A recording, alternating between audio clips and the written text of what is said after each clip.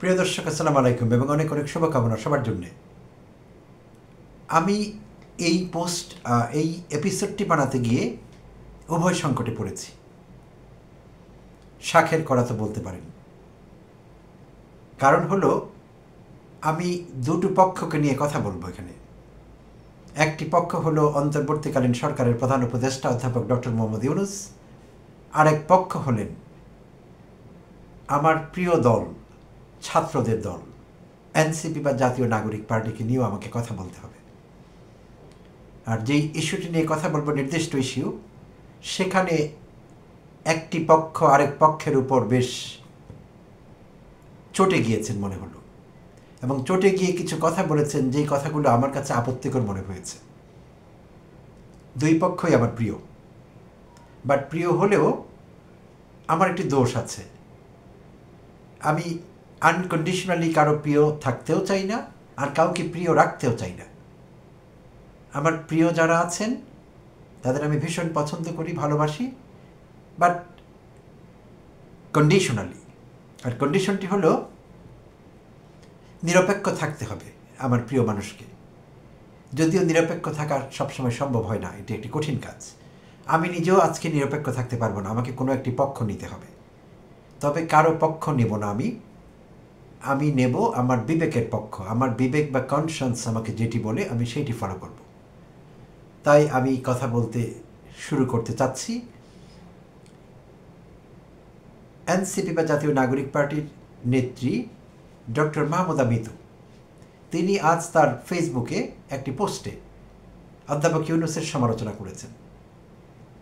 তো সমালোচনা বললে বোধহয় ঠিক হবে না, আসলে সমালোচনায় দুটো বিষয় থাকে, ভালো মন্দ দুটো বিষয় উঠে আসে। আমার কাছে মনে হয়েছে এখানে মন্দ দিকগুলি শুধু উঠে এসেছে, এবং একটু শ্রুতিকটুভাবে, দৃষ্টিকটুভাবে। যারা পড়বেন তাদের কাছে মনে হবে দৃষ্টিকটু, আর যারা শুনবেন তাদের কাছে মনে হবে শ্রুতিকটু।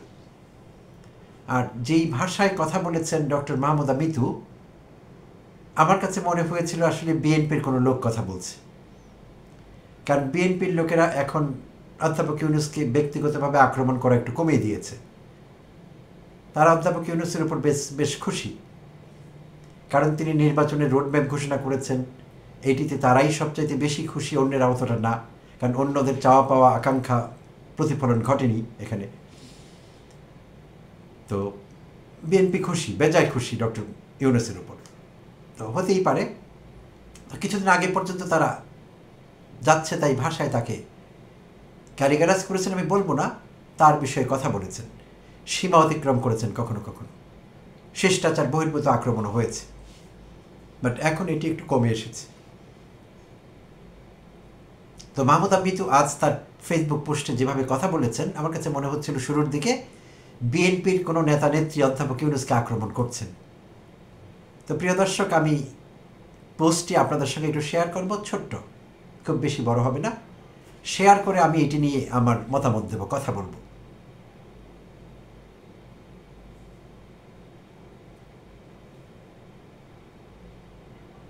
মাহমুদা মিতু বলেছেন তার পোস্টে, অন্তর্বর্তী সরকারের প্রধান উপদেষ্টা ডক্টর মোহাম্মদ ইউনূস ব্যবসাটা ভালো বোঝেন। মন্তব্য করেছেন জাতীয় নাগরিক পার্টির যুগ্ম মুখ্য সংগঠক ডাক্তার মাহমুদা মিতু। প্রধান উপদেষ্টা নিজের লোকজনকে আগামী 100 বছর খাওয়ার ব্যবস্থা ফাইনাল করে ফেলেছেন বলেও মন্তব্য তার। রবিবার 31 আগস্ট নিজের ফেসবুক পেজে দেওয়া এক পোস্টে এমন মন্তব্য করেন জাতীয় নাগরিক পার্টির এই নেত্রী। ফেসবুকে মাহমুদা মিতু বলেন, মাথা নত করারও একটা লেভেল থাকে, তবে ব্যবসাটা ভালো বুঝছে পাগলায়। ব্র্যাকেটে লেখা হয়েছে ডক্টর মোহাম্মদ ইউনূস। তিনি আরও বলেন, গ্রামীণ ইউনিভার্সিটি পাশ করছে, হাসপাতাল করা, কর মওকুফ, বছর বছর ধরে তার এনজিও বন্ধুদের এম্পাওয়ার করা, মানে নিজের লোকজনকে আগামী 100 বছর খাওয়ার ব্যবস্থা সিস্টেমে ফাইনাল করছে। ওনাকে দেখে মেরুদণ্ডহীন অতি জ্ঞানীদের আমি ঘৃণা করা শিখেছি। এনসিপি নেত্রী ডক্টর মাহমুদা মাহমুদা মিতুর এই স্ট্যাটাস দেওয়ার পরপরই সেটি সামাজিক যোগাযোগ মাধ্যমে ভাইরাল হয়। অনেকেই এই বিষয়ে আগ্রহ প্রকাশ করেন এবং প্রতিক্রিয়া জানতে চান। তো ডক্টর মিতু, আমি ধরে নিচ্ছি আপনি আমার কথা শুনছেন, সেভাবেই কথা বলছি, আমার কথা বলতে একটু সুবিধা হয়, কনসেন্ট্রেট করতে পারি। আপনার অভিযোগগুলো আমি এক এক করে খণ্ডাবার চেষ্টা করব। আপনার এই অভিযোগগুলো অন্তত একজন এনসিপি নেত্রী হিসেবে আপনার কাছ থেকে এরকম অভিযোগ অপ্রত্যাশিত ছিল। আমি কিন্তু অধ্যাপক ইউনূসকে নিয়ে গত কয়েকদিন ধরে এপিসোডের মতো করছি, আলাদা আলাদা এপিসোড। প্রতিদিন না হলেও অন্তত একদিন অন্তর অন্তর হলেও কিছু বিষয়ে আমি তার দৃষ্টি আকর্ষণ করছি।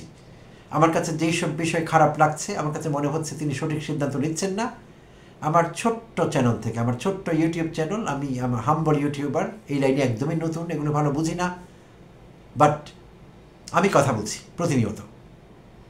আমি তার দোষ ত্রুটিগুলো ধরিয়ে দেবার চেষ্টা করছি, ভালো কিছু থাকলে সেগুলোর প্রশংসা করছি। কারণ শুরু থেকেই আমি এবং আরও এই দেশের লাখো কোটি মানুষ অন্তর্বর্তীকালীন সরকারকে ওন করছি, আমরা শুরু থেকে এখনও করছি। আমরা সরকারের সব সিদ্ধান্তের সঙ্গে একমত না, দ্বিমত পোষণ করছি, সমালোচনা করছি, আঙুল দিয়ে দেখিয়ে দিচ্ছি, চোখে আঙুল দিয়ে, যে এইভাবে না এইভাবে করতে হবে, কাজটি করলে ভালো হতো, মতামত দিচ্ছি। বাট ডিসোন করিনি এখনো। ডিসোন করা যায় না। এই সরকারকে ডিসোন করা মানে জুলাই অভ্যুত্থানকে ডিসোন করা, সেটি তো আমরা করতে পারবো না। জুলাই অভ্যুত্থানে আপনার দলের এনসিপির নেতাকর্মীদের যে পরিমাণ অবদান আছে, আপনার দলের নেতৃস্থানীয়রাই প্রাণপুরুষ জুলাই অভ্যুত্থানের, আমি বলবো। নাহিদ ইসলাম থেকে শুরু করে হাসনাত আবদুল্লাহ, সার্জিস আলম, আক্তার হোসাইন, তাসনিম জারা, সাইফুল্লাহ খালেদ, হান্নান মাসুদ, আপনি নিজেও, কে না, আপনারা জুলাই অভ্যুত্থানের প্রাণপুরুষ। সো আপনাদের গড়া দল এনসিপি আমাদের প্রিয় দল। আমি এই দলের কোনো পোর্টফোলিও হোল্ডার না, প্রয়োজনও নেই, হবও না, বাট আপনাদের শুভাকাঙ্ক্ষী, ওয়াইল উইশার বাইরে থেকে। আপনাদের কেউ আক্রমণ করলে আমার কাছে মনে হয় আমাকে আক্রমণ করা হয়েছে। আমি সেটি নেই না সহজভাবে, এবং যৌক্তিকভাবে সেটি খণ্ডাই, ডিফেন্ড করি আপনাদের, যৌক্তিকভাবে বলে নিচ্ছি কথাটি। তো অধ্যাপক ইউনূসকেও কেউ অযৌক্তিকভাবে আক্রমণ করলে আমি যৌক্তিকভাবে খণ্ডাবার চেষ্টা করি, কারণ তাকেও আমরা ওন করি। অন্তর্বর্তীকালীন সরকারের প্রধান উপদেষ্টা হিসেবে তাকেও আমি এবং আমরা ওন করি। তাই আমি আসলে আমাকে এবং আমার মতো যারা, তাদেরকে, অন্তর্বর্তীকালীন সরকারকে, অধ্যাপক ইউনূসকে এবং আপনাদের একটি পক্ষ বলেই মনে করি।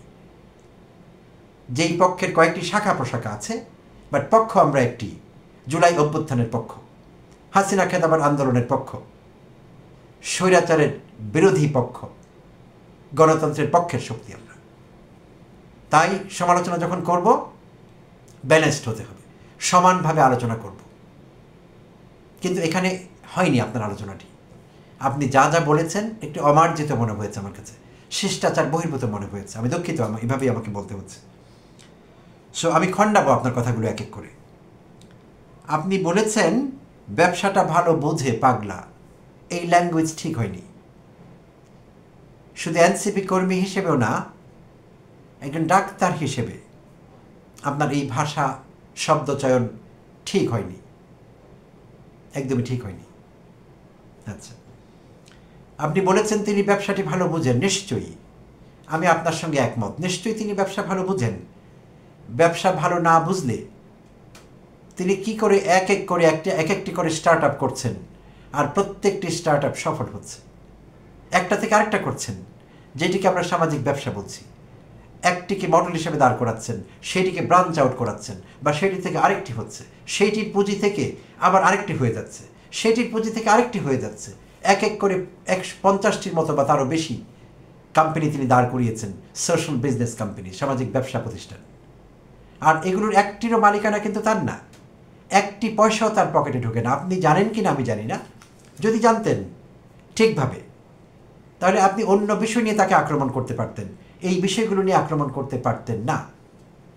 এই সোশ্যাল বিজনেস কোম্পানিগুলো একটির প্রফিটও তার পকেটে ঢোকে না, একটিরও না।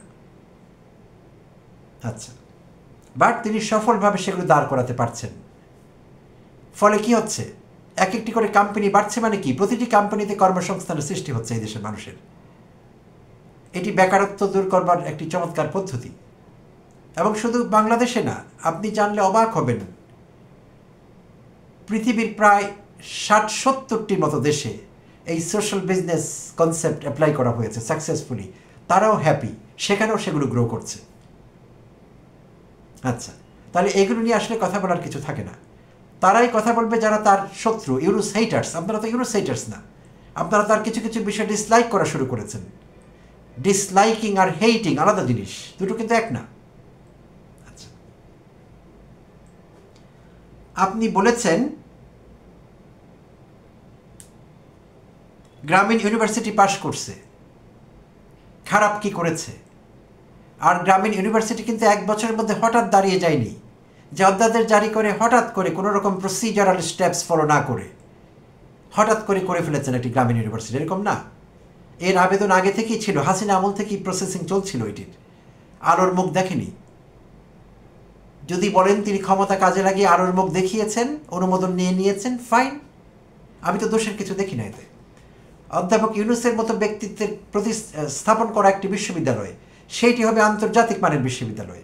এখানে পড়াতে আসবে বিশ্বখ্যাত সব ফ্যাকাল্টিরা বিভিন্ন জায়গা থেকে, অক্সফোর্ড, ক্যামব্রিজ, ইয়েল, প্রিন্সটন, এগুলোর থেকে পড়াতে আসবে, হার্ভার্ড থেকে শিক্ষকরা আসবেন এখানে পড়াতে। আমাদেরই তো উপকার হবে, বাংলাদেশের মানুষ, বাংলাদেশের শিক্ষার্থীরা উপকৃত হবে।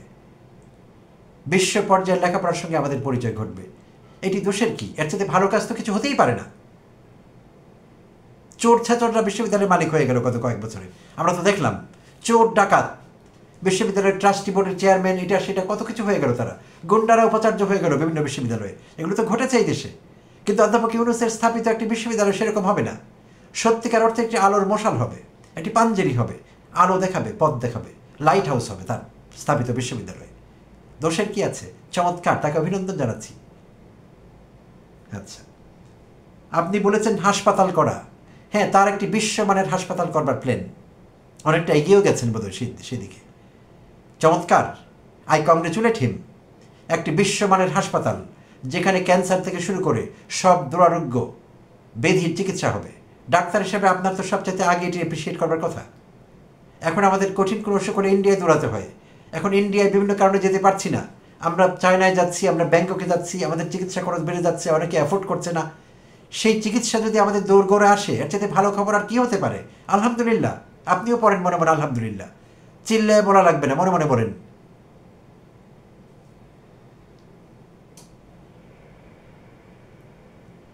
আপনি বলেছেন কর মওকুফ। আপনি গ্রামীণ ব্যাংকের কথা বলছেন। গ্রামীণ ব্যাংকের 600 বা 650 কোটি টাকা, এক্সাক্ট ফিগারটি আমার মনে নেই, তিনি কর মওকুফ করিয়ে নিয়েছেন। আমি তো দোষের কিছু দেখি না। যদি এমন হতো এইটি বিএনপির মির্জা আব্বাসের ঢাকা ব্যাংকের মতো কিংবা অন্যান্য ব্যাংকের মতো, যেই ব্যাংকের প্রফিট ডিরেক্টরদের পকেটে ঢুকে বছর গেলে হিসেব হয়, প্রফিট ভাগ বাটোয়ারা করে নেয়। আপনি জানেন কি না ডক্টর মিতু, আমি জানি না, অধ্যাপক ইউনুস একটি টাকাও গ্রামীণ ব্যাংকের নিজের পকেটে ঢুকান না। গ্রামীণ ব্যাংকের যারা মালিক, দরিদ্র জনগোষ্ঠী, বিশেষভাবে নারীরা, এই লভ্যাংশ কিন্তু তারাই নিচ্ছেন। এবং সরকার 10% নিচ্ছে লভ্যাংশ। সরকারের মধ্যে আগে ছিল 25% সরকার নিত, সেটিও তিনি কমিয়ে দিয়েছেন। 15% কমিয়ে দিয়ে সরকারকে দেওয়া যাচ্ছে এখন 10%, আর বাকি 90%-এর প্রফিট নিচ্ছে গ্রামীণ জনগোষ্ঠী, দরিদ্র জনগোষ্ঠী, নারীরা। এম্পাওয়ারমেন্ট অফ উইমেন ঘটেছে এখানে। একটি পয়সা তার পকেটে ঢুকছে না। আপনি ভালো করে খোঁজখবর নিয়ে দেখবেন। তাহলে যেই প্রতিষ্ঠানের 1 পয়সা তার পকেটে ঢুকছে না, তিনি শুধু সেটি দেখভাল করছেন, আর প্রফিট নিচ্ছে অন্যেরা, দরিদ্র জনগোষ্ঠী। সেটি ট্যাক্স মওকুফ হয়েছে তো কি হয়েছে? আমি তো খারাপ কিছু হয়েছে এখানে মোটেই দেখছি না এরকম কিছু। ব্যক্তি মালিকানাধীন হলে আমি কালকেই ঝাঁপিয়ে পড়তাম, রাস্তায় নামতাম, তার বিরুদ্ধে নারা লাগাতাম যে ইউনুস সরকার চাই না, চাই না। ব্যক্তিগত না, একটি টাকাও তার ঢুকছে না তার পকেটে গ্রামীণ ব্যাংকের। তো গ্রামীণ ব্যাংক যদি একটু সুবিধা নিয়েই থাকে, কি হয়েছে? গ্রামীণ জনগোষ্ঠী তো সেই সুবিধা পেয়েছে। আমি তো দোষের কিছুই দেখছি না এখানে। আচ্ছা, এনজিও বন্ধুদের এম্পাওয়ার করেছেন বছরের পর বছর, করুন, তাতে আমাদের কি? তিনি এনজিও নিয়ে কাজ করেন, অন্যান্য এনজিওর সঙ্গে তার যোগাযোগ আছে, এনজিও প্রফেশনালসরা তার বন্ধু, তার কাছের লোক, তাদের যদি এম্পাওয়ার করে থাকেন, আমাদের কি হয়েছে? আপনার ব্যক্তিগত সমস্যা কি তাতে? সঠিক জায়গায় আক্রমণটি করেননি, তাকে আক্রমণ করবারও জায়গা আছে, আমি শিখিয়ে দিচ্ছি। আমি প্রতিদিনই একটি করে প্রায় মাঝে মধ্যে গ্যাপ হচ্ছে, আমি ভিডিও দিচ্ছি তার দৃষ্টি আকর্ষণ করে, আমি তার তীব্র সমালোচনা করছি। কারণ তিনি মাসের পর মাস সংস্কার করবার জন্য নিজেও পরিশ্রম করছেন। এই বয়সে 85-86 বছর বয়সে একটা মানুষ নিরলস পরিশ্রম করছেন। সংস্কার কমিশন গঠন করেছেন ইন্ডিভিজুয়ালি, সেগুলোকে মনিটর করবার জন্য কোঅর্ডিনেটেড একটা বডি বানিয়েছেন, ঐকমত্য কমিশন। তারা চেষ্টা করছে, বিদেশ থেকে নন রেজিডেন্ট বাংলাদেশিদের নিয়ে আসা হয়েছে, এক্সপার্টরা কাজ করছেন, কিন্তু বিশেষ ফলাফল আমরা পাইনি। কারণ পাবো না, কারণ রাজনৈতিক দলগুলো দুর্বৃত্ত, বেশিরভাগ রাজনৈতিক দল দুর্বৃত্ত, তাদের রাজনীতি দুর্বৃত্তায়নের রাজনীতি। তারা দেবে না এগুলো সফল হতে, কারণ তাদের হাতে হাত করা পড়বে, কোমরে রশি পড়বে, ডান্ডা বেরি পড়বে পায়ে তাদের। তারা দেবে না অধ্যাপক ইউনূসকে সফল হতে, সংস্কার প্রক্রিয়াকে সফল হতে তারা দেবে না। এই দুর্বৃত্তরা, এই দুর্বৃত্তদের কারণে সংস্কার কর্মসূচি সফল হয়নি। জুলাই ঘোষণাপত্র যেভাবে আপনারা চেয়েছিলেন, আমি চেয়েছিলাম, আমরা চেয়েছিলাম, সেভাবে আসেনি। শুধু বিএনপি খুশি হয়েছে, আর কেউ খুশি হয়নি। জুলাই সনদ নিয়ে এখন কাজ চলছে, সেখানেও বিএনপির আপত্তি। বিএনপি ভাইটাল পয়েন্টগুলোতে আপত্তি দিয়েছে, নোট অফ ডিসেন্ট দিয়েছে। তারা এটি চায় না, তারা এর বাস্তবায়ন চায় না, তারা মিথ্যে বলে। তারা ক্রমাগত বলে চলেছে আমাদের মহান নেতা 31 দফা 31 দফা, বকওয়াজ সব তারা বাজে বলছে, তারা মিথ্যে বলছে, তারা প্রতারণা করছে জাতিকে, আবার ক্ষমতায় গিয়ে লুটপাট করতে চাচ্ছে। আমরা জানি এগুলো। অধ্যাপক ইউনূস তাদের ফাঁদে পা দিয়েছে, বুঝে বা না বুঝে, এখন আমাদের মনে হচ্ছে, আমারও মনে হচ্ছে। সো আমি এইসব বিষয়ে তার সমালোচনা করছি। আমি গণভোট দাবি করছি। তাকে এত কষ্ট করতে হবে কেন? তার কোথায় ভয়? কেন তিনি বলেন না যে গণভোট লাগবে? ওকে ফাইন, বিএনপি আপনারা এই চাচ্ছেন, এই জায়গায় আপত্তি করছেন, অন্যরা এই জায়গায় অ্যাগ্রি করছে, কিছু কমপ্লায়েন্স, কিছু নন কমপ্লায়েন্স। আমি কি করবো? আমি কার কথা শুনবো? কার কথা শুনবো না? আমি একটি গণভোট হবে, জনগণ সিদ্ধান্ত নেবে কি হবে কি হবে না। গণপরিষদ নির্বাচন হবে, হবে না। জাতীয় মূলনীতি পরিবর্তন হবে, হবে না। সংবিধান পরিবর্তন হবে, হবে না। আওয়ামী লীগ থাকবে এই দেশে নাকি থাকবে না, এই ভাইটাল সবগুলো ইস্যুকে একসঙ্গে করে একটা গণভোট হতে পারে। সে কথা বলতে তার আপত্তি কেন? আমরা এখন শুনছি বিএনপি বলছে আমরা গণভোট চাই না। বিএনপি গণভোট চাইবে না, কারণ তারা দুর্বৃত্তায়নের রাজনীতি করে। 5 বার চ্যাম্পিয়ন হয়েছে দুর্নীতিতে, আওয়ামী লীগও চ্যাম্পিয়ন হয়েছে 4 বার। সো এইসব দল কেন চাইবে সংস্কার? কেন চাইবে প্রতিকার? কেন চাইবে গুড গভর্নেন্স? চাইবে না তারা, স্বাভাবিক এটি। তাই আওয়াজ তুলুন, যা বলতে হবে বলছেন আপনারা। হাসনাত বলছে, সাজিদ বলছে, আমি শুনছি প্রতিনিয়তই। I am following you guys. আওয়াজ তুলুন, গণভোট, একটি কথা, গণভোট। কারো কথা শুনবার দরকার নেই। মির্জা ফখরুল কি বললো, তারেক রহমান ওখান থেকে কোন ওহি পাঠালো, কে বিদায় হজের ভাষণ দিল, we don't need those things. That's all junks, garbage, piece of trash. চাই না আমরা ওগুলো। আমরা গণভোট চাই। জনগণ ডিসাইড করবে কতটুকু হবে কতটুকু হবে না। জনগণ ডিসাইড করবে এই গণভোটে নির্বাচন কি জুলাই সনদের আলোকে হবে, নাকি নির্বাচন হয়ে যাওয়ার পর নির্বাচিত সংসদ জুলাই সনদের কিছু কিছু বিষয় বাস্তবায়ন করবে। সব বিষয় একীভূত করে একটি গণভোট হতে পারে। এর চাইতে বড় দাবি এখন আর কিচ্ছু হতে পারে না। আপনার আওয়াজ তুলুন, তুলছেন, আরো শক্তিশালী করুন। Make your voice stronger, louder. I am with you, we are with you. তো যেখানে দরকার রাইট সমালোচনা করুন, রাইট পয়েন্টে কথা বলুন, বাজে বকবেন না। আপনি একজন ডাক্তার, শিক্ষিত মানুষ, বাজে কেন বকছেন? বিএনপির দুর্বৃত্তায়িত রাজনীতির লোকদের মতো কথা বলছেন কেন? এটা বলবেন না। ধন্যবাদ সবাইকে, ভালো থাকবেন।